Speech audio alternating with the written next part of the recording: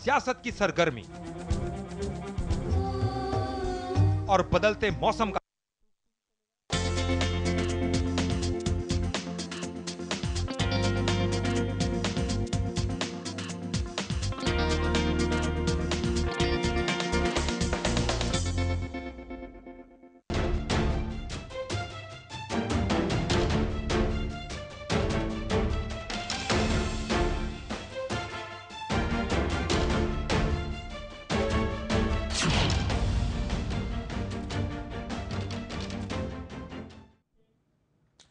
किसी जमाने में आर्थिक राजधानी मुंबई में अंडरवर्ल्ड की तूती बोला करती थी, लेकिन मुंबई पुलिस की अपराध शाखा ने कई शार्प शूटर्स मुठभेड़ के दौरान मार गिराए और कईयों को दबोच कर जेल की सलाखों के पीछे ठूस दिया और जो बच गए उन्हें मुंबई से पलायन करने पर मजबूर कर दिया।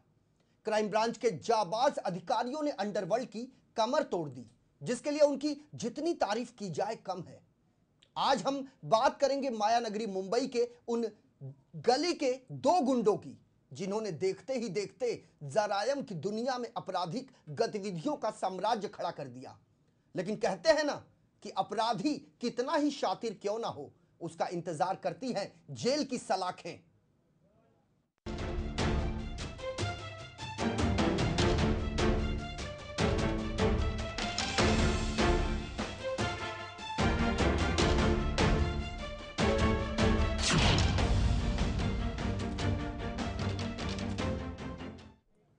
नमस्कार, मैं हूं संजय मिश्रा और आप देख रहे हैं लेमन न्यूज की खास पेशकश खेल खल्लास। जी हां, हम बात कर रहे हैं अंडरवर्ल्ड डॉन छोटा राजन उर्फ राजेंद्र सदाशिव निखालजे की, जिसे इंडोनेशिया के बाली से इंडोनेशियाई पुलिस ने गिरफ्तार किया है। ऐसी खबरें सूत्रों के हवाले से निकलकर सामने आ रही हैं। अंडरवर्ल्ड का बेताज बादशाह कहा जाने वाला छोटा राजन इंडोनेशिया के बाली एयरपोर्ट से गिरफ्तार किया जा चुका है और इस बात की आधिकारिक पुष्टि भी की जा चुकी है। इंटरपोल 12 अक्टूबर 1994 बात करें तो सूत्र यह भी बताते हैं कि दाऊद इब्राहिम से दुश्मनी के चलते छोटा राजन ने इन दिनों ऑस्ट्रेलिया में अपना ठिकाना बना रखा था और इस बात की जानकारी जब दाऊद इब्राहिम कास्कर को लगी तो उसे अपने दाहिने हाथ छोटा शकील को छोटा राजन का सफाया करने के लिए उसके पीछे लगा दिया। वहीं दूसरी ओर सूत्र ये भी बताते हैं कि छोटा राजन का स्वास्थ्य उसका साथ नहीं दे रहा था, जिसकी वजह से उसे आए दिन मेडिकल चेकअप के लिए डॉक्टर के पास जाना पड़ता था और राजन को इस बात की भी पूरी जानकारी थी कि किसी भी समय उसकी हत्या हो सकती है। इसलिए जिस जांच एजेंसियों को उसने कई बार मदद की, उसी जांच एजेंसियों की मदद लेकर छोटा राजन ने अपना पूरा प्लान जांच एजेंसियों को बताया और फिर हुआ वो सब कुछ जो दाऊद इब्राहिम सपने में भी नहीं सोच सकता था। किसी जमाने में छोटा राजन अपने आका अंडरवर्ल्ड डॉन दाऊद इब्राहिम कास्कर पर जान छिड़कता था, लेकिन मुंबई दंगों और 93 ब्लास्ट के बाद छोटा राजन ने अंतर्राष्ट्रीय सरगना दाऊद इब्राहिम से अपनी दूरी बना ली और फिर वहीं से शुरू हुई जरायम की दुनिया में वर्चस्व की लड़ाई। अंडरवर्ल्ड डॉन दाऊद इब्राहिम के खास गुर्गे यानी उसके दाहिने हाथ छोटा शकील ने दावा किया है कि सोमवार को बाली में हुई छोटा राजन की गिरफ्तारी उसी की वजह से हुई है और वो उसे मार कर ही दम लेगा। छोटा शकील के इस बयान के बाद अब सवाल उठ खड़ा है कि कहीं छोटा राजन दाऊद इब्राहिम के डर से अपनी मर्जी से तो गिरफ्तार नहीं हुआ। दरअसल इस गिरफ्तारी को भारतीय सुरक्षा एजेंसियों की एक बड़ी कामयाबी मानी जा रही है। अंग्रेजी अखबार से बातचीत के दौरान छोटा शकील ने कहा कि वो छोटा राजन की गिरफ्तारी से खुश नहीं है। उसका कहना है कि मेरे लड़कों ने पिछले हफ्ते फिजी में उसका ठिकाना खोज लिया था और उसी के बाद उसे इंडोनेशिया भागना पड़ा। इंडोनेशिया में उसकी गिरफ्तारी इसी वजह से हो पाई। डी कंपनी इससे खुश नहीं है और जब तक उसे खत्म नहीं कर लिया जाएगा तब तक डी कंपनी चैन से नहीं बैठेगी। छोटा शकील ने बातचीत में यह भी कहा कि हमें भारत सरकार पर विश्वास नहीं है। भारत सरकार हमारे खिलाफ छोटा राजन की मदद लेती आई है और इसकी क्या गारंटी है कि छोटा राजन का ट्रायल होगा या फिर उसे सजा सुनाई जाएगी। उसकी हिरासत या गिरफ्तारी से डी कंपनी का कोई लेना देना नहीं है और डी कंपनी का फंडा भी एकदम साफ है कि दुश्मन खत्म हो और उसे छोड़ेंगे नहीं, चाहे वो जहां भी रहे। यह दावा अब डी कंपनी ने किया है। अपने तमाम दर्शकों को हम बता दें कि साल 2000 में छोटा शकील के नेतृत्व में दाऊद इब्राहिम के आदमियों ने बैंकॉक के एक होटल में पिज्जा डिलीवरी बॉय बनकर छोटा राजन पर फायरिंग की थी और हमले में छोटा राजन घायल हुआ था, लेकिन वो किसी तरह अस्पताल से भागने में कामयाब हो गया। इसके साथ ही हम अपने तमाम दर्शकों को यह भी बता दें कि जब बैंकॉक में छोटा राजन पर हमला किया गया था तो उस दौरान छोटा राजन का दाहिना हाथ कहे जाने वाला धर्मेंद्र राम कृपाल पांडे उर्फ रोहित वर्मा, जो विरोधियों के गोली का शिकार बना और उसमें उसकी मौत हो गई। इसके बाद छोटा राजन कंपनी एक एक कर उसके सारे गुर्गे फूटने लगे और वो अपनी छोटी मोटी गैंग को तैयार करने लगे और आर्थिक राजधानी मुंबई से उन्होंने शुरू की अपनी कंपनी। मुंबई के अंडरवर्ल्ड के डॉन छोटा राजन की अचानक गिरफ्तारी से कई सवाल खड़े हुए हैं। इसमें प्रमुख सवाल यह भी है कि राजन की गिरफ्तारी क्या उसकी आम सहमति से हुई है। बताया यह भी जाता है कि छोटा राजन देश के राष्ट्रीय सुरक्षा सलाहकार अजीत डोभाल का बेहद करीबी रहा है। इसके अलावा भारतीय एजेंसियों से भी उसकी नजदीकियां रही हैं। ऐसे में इंडोनेशिया में उसकी अचानक हुई गिरफ्तारी स्वाभाविक रूप से प्रश्न पैदा करने वाली है। भारत के फरार मुजरिम छोटा राजन की जो ताजा तस्वीरें सामने आई है उनमें वो बाली पुलिस की गिरफ्त में होने के बावजूद जिस तरीके से मुस्कुरा रहा है, ये तस्वीरें बयां कर रही है कि वो कहीं ना कहीं से खुश है और उसकी इतनी आसानी से गिरफ्तारी हैरत में डालने वाली है। सूत्रों के मुताबिक दाऊद इब्राहिम के खतरे को देखते हुए छोटा राजन खुद भारत आना चाहता था। छोटा राजन के पास अब काम करने के लिए लोग नहीं बचे हैं और वो पिछले कई दिनों से नए लोगों की तलाश में था। छोटा राजन के बारे में यह भी कहा जाता है कि वो हमेशा से ही भारतीय खुफिया एजेंसियों का बेहद करीबी रहा है। भारत छोटा राजन का इस्तेमाल दाऊद के खिलाफ करता है। दाऊद और आईएसआई के कई गुर्गों की हत्या में छोटा राजन का नाम सामने आता है और इन तमाम चीजों में अभी भी कई संदेहास्पद सवाल खड़े हैं जिसका जवाब किसी के पास नहीं है। बाली पुलिस के प्रवक्ता हेरी वियांतो ने एफएफपी को बताया कि ऑस्ट्रेलियाई पुलिस से मिली गुप्त सूचना के आधार पर इंडोनेशियाई अधिकारियों ने रविवार को छोटा राजन को सिडनी से बाली के एक चर्चित रिसोर्ट में जाते हुए हिरासत में लिया और इंडोनेशिया की पुलिस ने उसे सिडनी से बाली आते हुए रविवार को गिरफ्तार कर लिया। गिरफ्तारी के बाद जारी बयान में यह बताया गया कि राजेंद्र सदाशिव निखालजे नाम के एक भगोड़े को पकड़ा गया है और इसका पासपोर्ट नंबर G927386 है और इसके बारे में कैनबरा पुलिस ने यह तमाम जानकारियों की पुष्टि की है और इसका अरेस्ट वारंट भारत सरकार ने 1994 में जारी किया था और 1995 में इंटरपोल ने रेड कॉर्नर नोटिस जारी की थी। सीबीआई ने तस्दीक दी है कि उसके सहयोग से छोटा राजन को पकड़ा गया है और बाद में गृह मंत्री ने कहा कि अब उसे भारत लाने की प्रक्रिया शुरू की जाएगी। हालांकि 2 दशकों से फरार इस मुजरिम की गिरफ्तारी को लेकर कई कयास भी शुरू हो गए हैं। दाऊद इब्राहिम के और छोटा राजन के बीच हुए टकराव ने जराइम की दुनिया में हंगामा मचा दिया।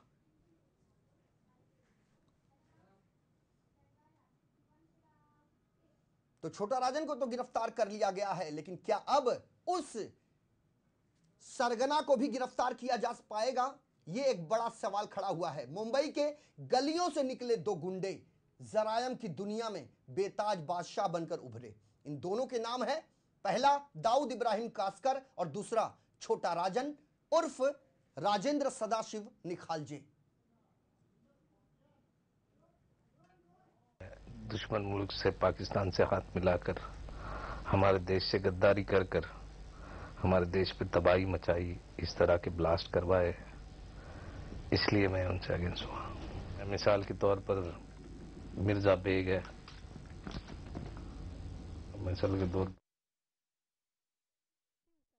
तो ये छोटा राजन का वो पुराना वीडियो है जो हम अपने तमाम दर्शकों को बता रहे हैं। एक खबरिया चैनल को दिए साक्षात्कार में ये बयान दे रहा था छोटा राजन और उसी के कल्टेसी हम दिखा रहे थे अपने तमाम दर्शकों को।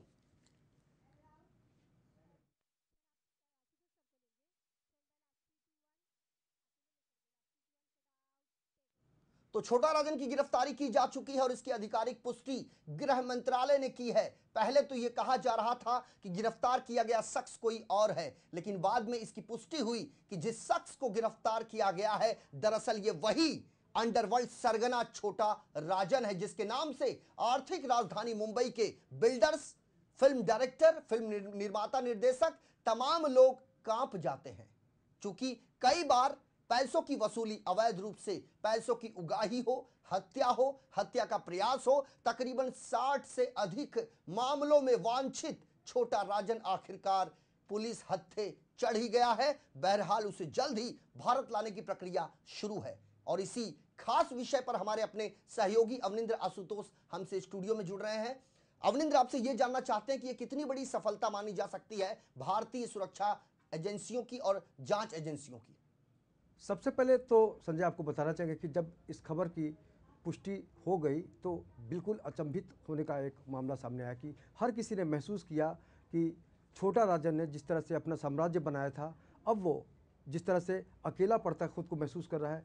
और आपको बता दें कि उसको प्यार से लोग नाना कहते हैं या डर से कहते हैं, लेकिन नाना को अब महसूस हो गया कि आगे की जो ज़िंदगी है, आने का जो खौफ है, निश्चित रूप से कहा जा सकता है उसमें बहुत कमी हो गई है और बिल्कुल डॉन जो है अकेला पड़ गया है। और कह सकते हैं कि जो जिस डॉन को पकड़ना नामुमकिन कहा जाता था, अब वो मुमकिन हो गया संजय। और निश्चित रूप से नाना शब्द जो है उसके नाम को चरितार्थ कर रहा है, क्योंकि अब जिस तरह से वो, अगर हम दाऊद की खौफ की बात करें या फिर बाकी जो एजेंसियां हैं जिस तरह से उसके पीछे लगी हुई थी, तो अब कहीं ना कहीं से नाना को लग गया है कि अब आगे बढ़ना मुश्किल हो गया है। इसलिए हालात ने नाना को नाना कहना सिखा दिया और महसूस हो गया है। लेकिन सबसे अहम बात है कि जिस तरह से भारत सरकार ने इसमें एक लंबी लड़ाई लड़ने की कोशिश की है, उसमें हमारे देश के लिए बहुत बड़ी सफलता है। लेकिन सबसे अहम सवाल है कि जिस तरह से ये गिरफ्तारी हो गई है, किसी को यकीन नहीं हो रहा है कि डॉन अचानक कैसे शिकंजे में आ सकता है। लेकिन सबसे बड़ा तथ्य है कि वाकई ये सच है और निश्चित रूप से कहा जा सकता है कि अब सुरक्षा एजेंसियों के सामने बड़ी चुनौती होगी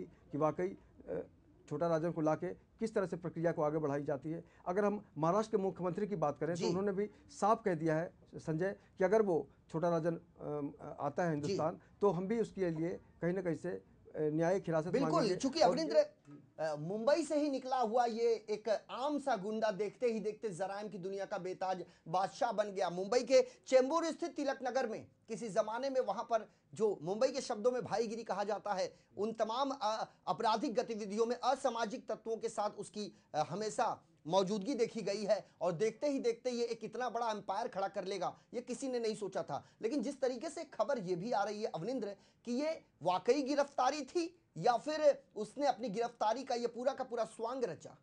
देखिए, इसमें कुछ ना कुछ सस्पेंस की बू आ रही है यहाँ पर, क्योंकि अचानक कोई इतना बड़ा डॉन अगर सामने आ जाता है तो समझा जा सकता है कि दाल में कुछ ना कुछ काला है। क्योंकि उस तस्वीर ने जिसमें एक मुस्कुराहट दिखाई है उसके चेहरे पर संजय, बहुत कुछ लगता है कि वाकई वो आश्वस्त हो गया है या कहीं ना कहीं से वो फील कर रहा है कि आने वाला जो समय है उसमें वो सुरक्षित रह पाएगा। क्योंकि जिस तरह से छोटा शकील ने दावा कर दिया है कि हम जीते जी कभी चैन से नहीं बैठेंगे जब तक उसको मार न दे। दूसरी तरफ छोटा राजन ने भी कसम खा ली है कि दाऊद को भी मार के ही हम चैन से बैठेंगे और जब तक वो जिंदा है कुछ ना कुछ ज़रूर ये कोशिश करता रहेगा कि दाऊद से वो टक्कर ले और उसको मार गिराए। लेकिन सबसे अहम सवाल है कि जिस तरह से वो बीमार हुआ, जिस तरह से उसके ऊपर हमले हुए और जिस तरह से उसके सारे गुर्गे अपना अपना अस्तित्व बनाने की कोशिश में सब अलग हो गए हैं, तो अब बिल्कुल अकेला और थकेला हो गया है। तो निश्चित रूप से कहा जा सकता है कि अब वो सुरक्षित तभी रहेगा जब भारत की सरकार उसके साथ आगे बढ़ने की कोशिश करेगी। लेकिन इस मामले में एक बात और भी आ रही है अवनिंद्र, जिस तरीके से भारत सरकार दाऊद इब्राहिम कासकर हो या फिर छोटा राजन हो, दोनों की गिरफ्तारी को लेकर गंभीर कदम उठाने की बात कर रही थी। और अब ऐसे हम यदि यूं कहें तो इसमें कोई अतिशयोक्ति नहीं होगी कि जनरल वीके सिंह 22 अक्टूबर को जिस तरीके की बैठक उन्होंने आयोजित की थी उसमें आईबी के भी अधिकारी वहां पर बैठे हुए थे और एक बड़ी रणनीति, एक बड़ा प्लान तैयार किया गया था छोटा राजन की गिरफ्तारी को लेकर। 22 अक्टूबर को ये बैठक, 17 अक्टूबर को माफ कीजिएगा, 17 अक्टूबर को ये बैठक हुई। 22 अक्टूबर को बाकायदा वीके सिंह पहुंचे इंडोनेशिया, जकार्ता पहुंचे और जकार्ता जब वो पहुंचे तो उनके साथ कई अधिकारियों की एक टीम का समावेश भी था। और वहां पर जो उन्होंने इंडोनेशिया के पुलिस के साथ बैठक की वो काफी महत्वपूर्ण बैठक थी और इस बैठक के बाद ही ये बताया जा रहा है कि पूरी की पूरी इंफॉर्मेशन जांच एजेंसियों के पास थी और इंटरपोल को लगातार भारतीय जांच एजेंसियां इंटरपोल के संपर्क में थी। इंटरपोल जो था वो ऑस्ट्रेलियाई पुलिस के संपर्क में थी और ऑस्ट्रेलियाई पुलिस ने ये पूरी इंफॉर्मेशन प्रोवाइड की बाली पुलिस को और बाली से गिरफ्तार किया गया। तो कितनी बड़ी कामयाबी भारत सरकार के लिए ये माना जा सकता है अवनिंद्र, चूंकि किसी जमाने में छोटा राजन और दाऊद इब्राहिम कासकर ये दोनों एक दूसरे पर जान छिड़कने वाले एक काफी करीबी माने जाते थे, लेकिन बताया जाता है कि 1992 में जो दंगा हुआ आर्थिक राजधानी मुंबई में, इसके अलावा 93 बम ब्लास्ट हुआ, उसके बाद एक हिंदू अंडरवर्ल्ड डॉन बनकर ये उभरा छोटा राजन और उसने दाऊद इब्राहिम कासकर से अपने रिश्ते खत्म कर दिए और वहीं से शुरू हुई दाऊद और छोटा राजन के बीच वर्चस्व की लड़ाई। तो कितनी कामयाबी आप मान सकते हैं भारत सरकार के लिए, चूंकि दाऊद इब्राहिम कासकर को भी गिरफ्तार करना वक्त की जरूरत है। उससे पहले संजय मैं समझना होगा कि दाऊद को लाने के लिए भारत सरकार बहुत लंबे समय से प्रयासरत है, लेकिन सफलता कब मिलेगी इसकी कोई गारंटी नहीं है। और इस कड़ी में अगर नाना सामने आ जाता है, छोटा राजन अगर भारत सरकार के हत्थे चढ़ गया है, तो निश्चित रूप से कहा जा सकता है कि सरकार के लिए बहुत बड़ी उपलब्धि है। हालांकि ये भी समझना होगा कि वाकई इस पूरे स्क्रीन प्ले के पीछे किसका दिमाग है, लेकिन ये सच है कि अब छोटा राजन हिंदुस्तान आने को तैयार हो गया। अवनिंद्र हमसे जुड़ रहे हैं इंटरनेशनल क्राइम एक्सपर्ट स्नेहिल ढाल। स्नेहिल, आपसे जानना चाहते हैं कि छोटा राजन की जो गिरफ्तारी हुई है वो भारतीय जांच एजेंसियों के लिए कितनी बड़ी कामयाबी मानी जा सकती है? कुछ हद तक ये कामयाबी मानी जा सकती है, क्योंकि छोटा राजन के थ्रू काफी सारे राज गवर्नमेंट के और कांग्रेस के टाइम के और बाकी दाऊद के या बॉलीवुड के ऐसे कई सारे राज खुल सकते हैं। वो कई लोग बोल रहे हैं कि शायद उसमें ये भी पॉसिबिलिटी है कि क्योंकि वो दाऊद से बचना चाहते थे, इसके लिए उन्होंने खुद सरेंडर किया है। तो मुझे लगता है कि ऐसी पॉसिबिलिटी हो नहीं सकती है, क्योंकि कई समय से जिस ढंग से हमारे प्रधानमंत्री मोदी जी हर जगह जा रहे हैं और जिस ढंग से सारे अलग अलग एजेंसीज के सपोर्ट उनको मिल रहा है, गवर्नमेंट का सपोर्ट उनको मिल रहा है, तो पॉसिबिलिटी है कि इन्होंने अच्छे से एक ट्रैप हर जगह से बनाया होगा जिस वजह से उनको सपोर्ट मिल रहा है। और उसी ढंग से अगर हम देखें भी कि पाकिस्तान की भी कई सारे सिचुएशंस है जो हड़बड़ा रहे हैं, जैसे कि बलूचिस्तान का सिचुएशन आया है या बाकी उनके अंदरूनी जो सपोर्ट दिखाई दे रहे हैं, जहाँ पे यूएस ने साफ उनको बोल दिया कि हम पाकिस्तान को बिल्कुल सपोर्ट नहीं करेंगे। तो कुछ हद तक ऐसे भी दिखाई चीजें दे रही है कि जो अपनी हिंदुस्तानी जो एजेंसीज है वो बहुत ज्यादा आक्रामक हो चुकी है, बहुत ज्यादा एक मूड में आ चुकी है कि जितने भी पेंडिंग केसेस है, जितने भी पेंडिंग लोगों को अरेस्ट करना है, उन सबको हम बराबर पकड़ के छोड़ेंगे। तो वो कई हद से वो दिख रहा है।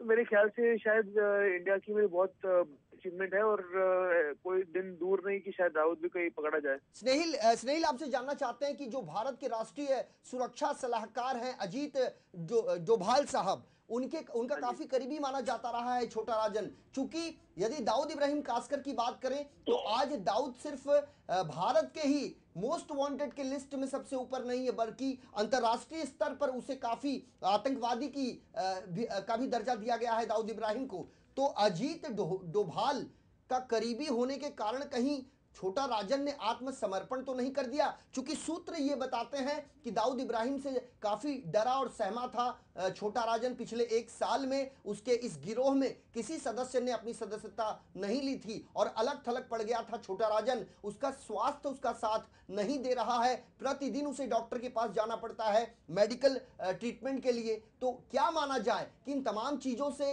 उब के और एक जो डूबते को तिनके का सहारा मिला अजीत डोभाल जिसे हम कहें, कहीं गलत तो नहीं है? जहाँ तक मेरी स्टडी का मानना है और जहाँ तक मैंने रिसर्च जितना भी किया है, जो सारी चीजें घुमा फिरा के कांग्रेस पे आई जाती है, क्योंकि उनकी हर बार एक गठबंधन की एक सरकार हुई है और इस बार जो बीजेपी की सरकार है वो उनकी इंडिपेंडेंट सरकार है। तो उनको किसी को जवाब देना नहीं पड़ता, वो हर चीज मोदी के हिसाब से ही होती है। कोई भी मिनिस्टर भी अपना काम नहीं कर सकता बिना मोदी के परमिशन के। तो जब एक ऐसा एक डिक्टेटरशिप में एक गवर्नमेंट जब चलती है तो जो डिसीजन उनको चाहिए है वही होते हैं। तो पहले के जितने भी उनके बंदे होंगे या सपोर्टर्स होंगे गवर्नमेंट के अंदर, एजेंसीज के अंदर, वो सारे के सारे घुमा फिरा के पॉलिटिकल डिसीजन मेकिंग या अंडरवर्ल्ड के डिसीजन मेकिंग में डिपेंड होते ही होंगे। इस वजह से मेरे ख्याल से जितने भी पुराने चीजें हैं वो उनका सपोर्ट हर जगह से निकल चुका है। वो हर जगह से दिखाई भी दे रहा है कि जितने भी पुराने लोग हैं कांग्रेस के टाइम के, उनके कोई भी काम हो नहीं पा रहे हैं, उनका सारा सपोर्ट निकलते जा रहा है। तो मेरे ख्याल से ये मोदी जी की स्ट्रैटेजी का पार्ट भी हो सकता है कि एक बार कांग्रेस के ग्रुप का एक सपोर्ट अगर निकल जाए तो उनके जैसे बहुत सारे आतंकवादी हो या अंडरवर्ल्ड डॉन्स हो, ये सब पकड़ में आ सकते हैं। स्नेहिल, मेरा सवाल शायद आप समझ नहीं पाए। मैं आपको ये आपसे पूछ रहा था कि अजीत डोभाल जो हैं वो भारतीय सुरक्षा सलाहकार हैं, और अब बात ये आ रही है कि अजीत डोभाल का काफी करीबी माना जाता रहा है छोटा राजन, जो समय समय पर भारतीय जांच एजेंसियों का मदद भी करता आया है। चूंकि दाऊद इब्राहिम कासकर को भी गिरफ्तार करना बेहद जरूरी है। छोटा राजन और दाऊद इब्राहिम कासकर के बीच की यदि बात करें तो दाऊद इब्राहिम कासकर यदि पूरा का पूरा सर है तो छोटा राजन महज उसका एक बाल है। मैं इसमें इतना मैं आपको कुछ बता नहीं पाऊंगा क्योंकि मुझे इस बारे में इतनी जानकारी नहीं है, पर मैं इतना जरूर बोल सकता हूँ कि ज्यादा टाइम इतना जिस ढंग से जो काम चल रहे हैं उसमें हर बंदा आपसे मेरा एक आखिरी सवाल है कि क्या छोटा राजन, यदि भारतीय पुलिस उसका इंट्रोगेशन करती है तो क्या ये माना जाए कि ढेर सारे खुलासे हो सकते हैं जो अब तक एक राज बनकर रह गए थे? कई भारतीय चेहरों का नाम सामने आ सकता है, उनके नामों का खुलासा हो सकता है जो असामाजिक गतिविधियों में कहीं ना कहीं से अप्रत्यक्ष रूप से अंडरवर्ल्ड का समर्थन करते रहे हैं। उनके नाम का क्या खुलासा हो पाएगा? मेरे हिसाब से तो काफी हद तक हो पाएगा, क्योंकि और ज्यादातर मेरे ख्याल से कांग्रेस के समर्थनों का ही खुलासा ज्यादा होगा। बीजेपी के इतने शायद खुलासे ना हो सके, या अगर खुलासे हुए भी तो जो बाहर का जो उनका काला पैसा है या स्मगलिंग का पैसा है या एक्सटॉर्शन का पैसा है वो सब वापस रिकवरी करने का ये बहुत बड़ी एक अच्छी कामयाबी हो सकती है। हमसे जुड़ने के लिए आपका बहुत बहुत धन्यवाद स्नेहिल ढाल। अंतर्राष्ट्रीय एक्सपर्ट स्नेहिल ढाल लगातार बता रहे थे कि कई खुलासे हो सकते हैं। छोटा राजन से जब पुलिस इंट्रोगेशन करेगी तो कई सनसनीखेज नाम सामने आ सकते हैं जो भारतीय राजनीति से जुड़े हुए लोग हों या फिर हमारी अर्थव्यवस्था को मजबूत बनाने में बड़ी बड़ी बातें करने वाले वे लोग जो सफेद पोश अपराधी की श्रेणी में आते हैं। ऐसे लोगों के नाम का खुलासा हो सकता है। बहरहाल अवनिंद्र आशुतोष आपसे ये जानना चाहते हैं कि छोटा राजन को गिरफ्तार किया जा चुका है। छोटा राजन के तमाम गुर्ग सूत्र बताते हैं, लगातार सूत्रों के हवाले से जो खबर निकल कर आ रही है कि छोटा राजन के तमाम गुर्गों ने अपने मोबाइल स्विच ऑफ कर दिए हैं। क्या ये माना जाए कि अब छोटा राजन कंपनी खलास हो चुकी है? बिल्कुल, अपने आप में ये सबसे बड़ा सवाल यही है कि अगर एक डॉन जो बिल्कुल अपने आप को अकेला महसूस करता है तो उसके पास एक ही रास्ता होता है संजय कि वो आत्मसमर्पण करे। और लेकिन अभी जिस तरह से उसकी गिरफ्तारी की बात आई है तो उसमें हो सकता है कि भारत सरकार ने ज़रूर एक रास्ता बनाने की कोशिश होगी जिसमें उसको सफलता मिली है। लेकिन आपको बता दें कि अगर वो भारत आता है तो महाराष्ट्र के मुख्यमंत्री ये ज़रूर कोशिश करेंगे कि जो भी यहाँ मामले हैं महाराष्ट्र से जुड़े हुए हैं, हिंदुस्तान से जुड़े हुए हैं, उसको लेकर भी वो जिरा करने की कोशिश करेंगे। क्योंकि जेडे जो पत्रकार थे, बहुत वरिष्ठ थे, उनका भी जो जिस तरह से उनका नाम आया था कि छोटा राजन ने उनकी हत्या की है, तो उस पूरे मामले को लेकर भी महाराष्ट्र सरकार भी दबाव बनाने की कोशिश करेगी। जेडे की हत्या के बाद तो एक बयान भी आया था छोटा राजन की तरफ से कि उसने जेडे की हत्या नहीं करवाई है, लेकिन ये तो फिलहाल जांच का विषय है। अवनिंद्र, हम सुन लेते हैं कि जब छोटा राजन की गिरफ्तारी हुई उसके बाद केंद्रीय गृह मंत्री राजनाथ सिंह ने क्या कुछ कहा। जानकारी जो प्राप्त हुई है कि बाली में, इंडोनेशिया में छोटे राजन की गिरफ्तारी हुई है। मैं समझता हूं कि अब उसके बारे में पूरी तरह से आइडेंटिफिकेशन और वेरिफिकेशन जब हो जाएगा तो उसके बाद जो भी आवश्यक कार्रवाई होगी वह आवश्यक कार्रवाई भारत सरकार करेगी। के साथ संपर्क में थे। हमारा प्रयास था कि फ्यूजिटिव छोटा राजन को एप्रीहेंड किया जाए। सीबीआई काफी समय से प्रयासरत थी और उनको वहां अरेस्ट किया गया है। आगे की कार्रवाई जैसा भी लॉ में रिक्वायर्ड है उसके मुताबिक होगा। हालांकि हम इस अवसर पे ऑस्ट्रेलियन और इंडोनेशियन काउंटर पार्ट्स को उनके अच्छे सहयोग के लिए जरूर उनका धन्यवाद करना। तो हम अपने तमाम दर्शकों को बता दें कि 17 अक्टूबर 2015 को बनी थी छोटा राजन के गिरफ्तारी की योजना और 22 अक्टूबर को जनरल वीके सिंह सिक्योरिटी अफसरों के साथ जकार्ता पहुंचे। जकार्ता में इंडोनेशियाई पुलिस के साथ जनरल वीके सिंह की मीटिंग हुई और इस मीटिंग के बाद सीबीआई, रॉ और आईबी के वरिष्ठ अधिकारी भी इस मीटिंग में मौजूद रहे। शनिवार को बाली में जनरल वीके सिंह की मौजूदगी में शुरू हुआ ऑपरेशन डॉन और छोटा राजन की गिरफ्तारी के बाद जनरल वीके सिंह इंडोनेशिया से भारत लौटे। राजन की गिरफ्तारी के पीछे अजीत डोभाल की अहम भूमिका, सूत्रों के हवाले से खबर अंदर की। दिल्ली में एनएस से अजीत डोभाल की जनरल वीके सिंह के और एजेंसियों के साथ अहम मीटिंग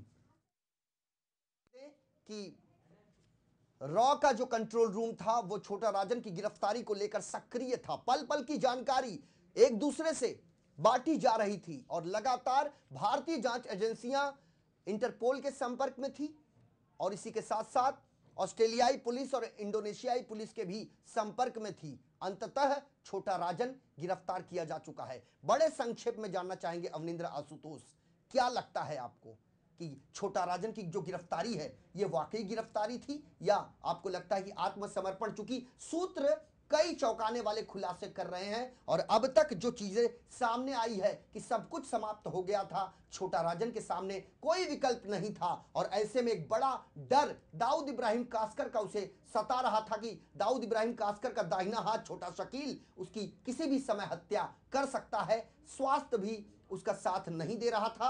अंतत्वागत्वा उसने ये डिसाइड किया कि अब मुंबई की जो जेल है उसके लिए महफूज हो सकती है। कितना इत्तेफाक रखते हैं आप इस चीज से?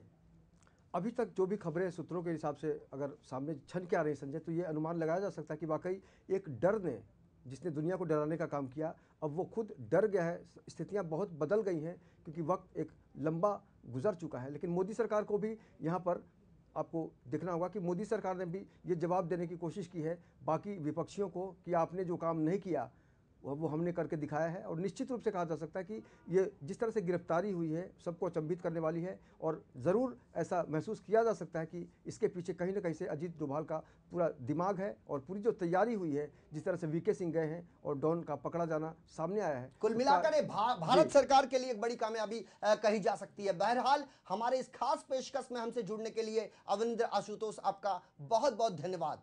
तो आपको बता दें, व्यक्ति कोई भी हो, यदि वो आपराधिक गतिविधियों को अंजाम देता है, यदि वो जराइम की दुनिया का बेताज बादशाह बन जाता है, यदि वो अपने आप को सिकंदर समझने लगता है, तो कहीं ना कहीं से ये उसकी भूल कही जा सकती है। चूंकि इतिहास गवाह है कि दुनिया में सिकंदर कोई नहीं, वक्त सिकंदर होता है। चिड़िया उड़े कितनों आकाश, चारा है धरती के पास। यानी अपराधी कितना ही शातिर क्यों ना हो, उसका इंतजार करती है जेल की सलाखें। और कुल मिलाकर अब हम कह सकते हैं कि छोटा राजन का खेल खल्लास। हमारे इस खास पेशकश में मेरे साथ अभी के लिए इतना ही। दिन भर की खबरों के लिए बने रहिए लेमन न्यूज के साथ। मुझे दीजिए इजाजत, नमस्कार।